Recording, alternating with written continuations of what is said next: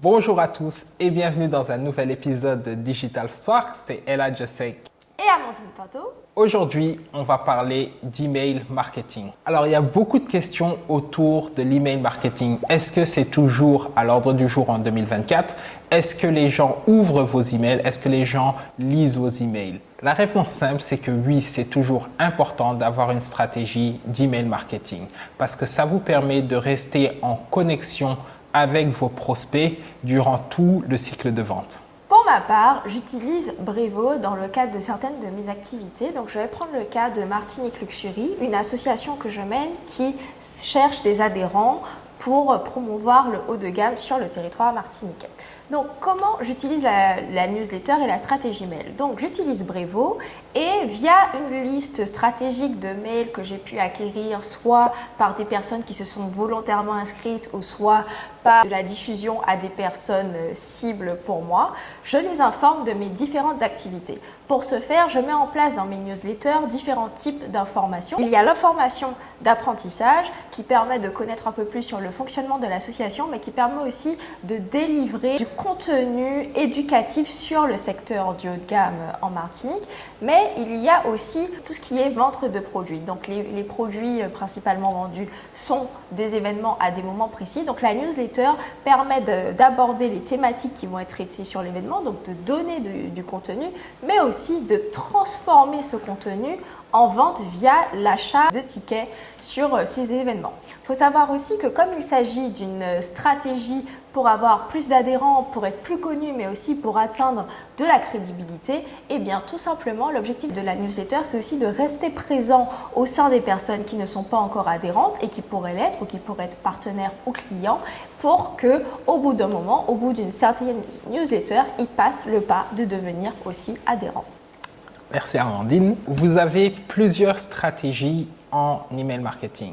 Bien sûr, comme l'a mentionné Amandine, vous avez votre newsletter classique que vous envoyez, mais aussi vous pouvez créer une drip campaign. Qu'est-ce que c'est? C'est une campagne automatisée avec une série d'emails. Prenons l'exemple d'une agence de marketing digital.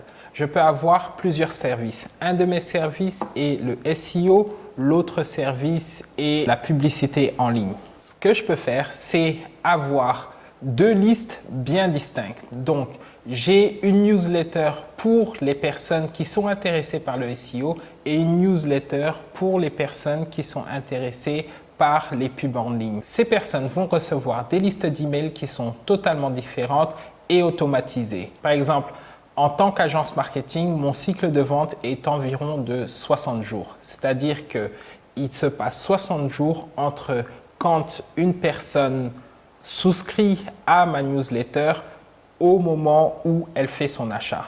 Ce qui est important, c'est qu'est-ce que je fais durant ces 60 jours? Comment est-ce que je peux fidéliser cette personne, construire de la crédibilité pendant ces 60 jours? Et donc, ce que vous pouvez faire, c'est créer une série d'emails. Ça peut être 6 emails ou 7 emails qui vont permettre de rester connecté avec vos prospects pendant ces 60 jours. En général, il ne faut pas vendre à chaque email. Donc, comment ça va se passer? C'est que vous envoyez des emails et la séquence sera conseil gratuit, conseil gratuit, conseil gratuit, proposition de vente, conseil gratuit, proposition de vente. Donc, c'est vraiment offrir de la valeur, vous positionner en tant qu'autorité sur votre sujet et de temps à autre proposer vos services.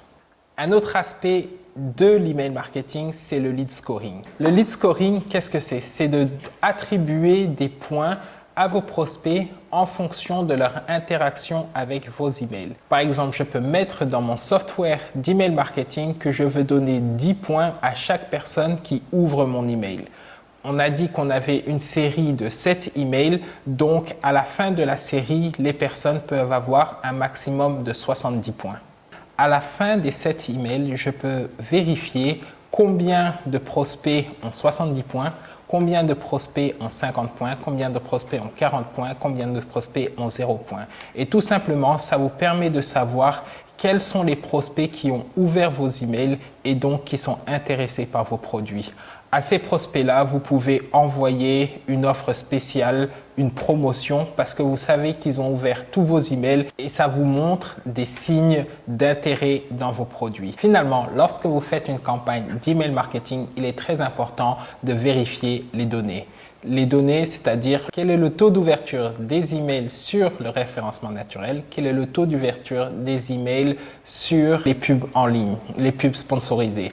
Ça vous permet de savoir quel sujet vos prospects aiment le plus lire et ça vous permet d'améliorer votre contenu au fur et à mesure.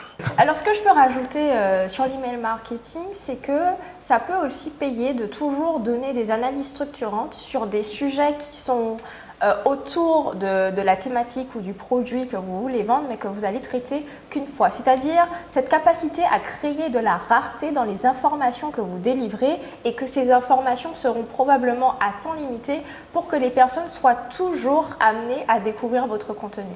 D'ailleurs, pour ce faire, je tease énormément sur le contenu de mes newsletters sur les réseaux sociaux. C'est-à-dire qu'il y a la newsletter et j'annonce sur les réseaux sociaux où je mets des paragraphes de choses informatives que je partage dans ma newsletter pour que les gens puissent aller voir, mais aussi avoir de nouveaux prospects qui puissent s'inscrire sur cette newsletter en ligne. Conclusion, il faut utiliser tous les tunnels de vente et être présent en permanence. Et la newsletter, les stratégies de mail marketing en est une bonne. Voilà, donc si vous n'avez pas de newsletter, c'est le moment d'en lancer une.